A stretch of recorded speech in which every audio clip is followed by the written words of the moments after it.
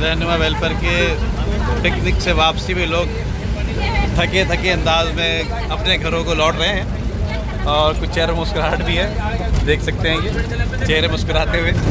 और तकरीबन लोग थक चुके हैं और अब अपने घरों को रवाना दवा है, शाम का वक्त हो गया और इस तरह से ये घरों को जा रहे हैं।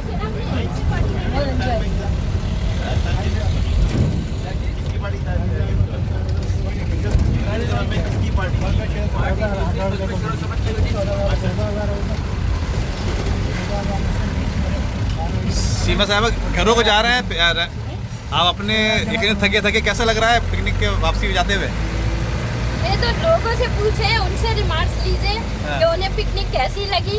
हमने तो भरपूर कोशिश की है कि अपनी तरफ से बहुत अच्छी सी पिकनिक अरेंज करें, लोग एंजॉय करें, खुशी खुशी आएँ और खुशी खुशी जाएं। और जिसमें नदीम सिद्दीकी का स्पेशली शुक्रिया कि M7 से वो हमारी कवरेज के लिए आए, सुबह से रात तक हमारे साथ रहे।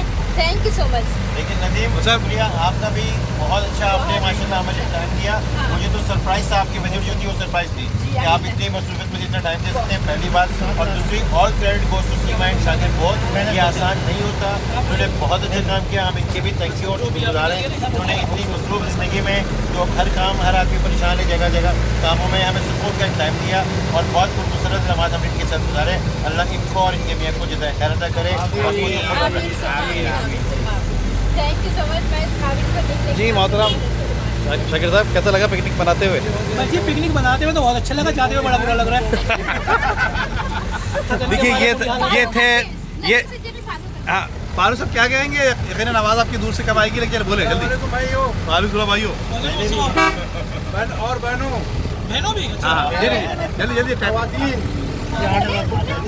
अच्छा ये थे मोहतरम फारूक साहब भी, और ये आपने देखा कि सीमा हफीज़ के हस्बैंड जो थे वो ने दो टोक बात कह दी कि यकीनन आते हुए तो बहुत अच्छा लग रहा था और जाते हुए जो है वो काफ़ी दुख और तकलीफ का सामना करना पड़ा। यानी अफसोस हो रहा है, एंजॉय तो खूब किया लेकिन अफसोस करना पड़ा। तो ये सिलसिला था इनका साथ आज, और पिकनिक बहुत ज़बरदस्त रही और यकीनन बहुत सारे लोग एंजॉय करते नजर आए। जी बहुत शुक्रिया, थैंक यू।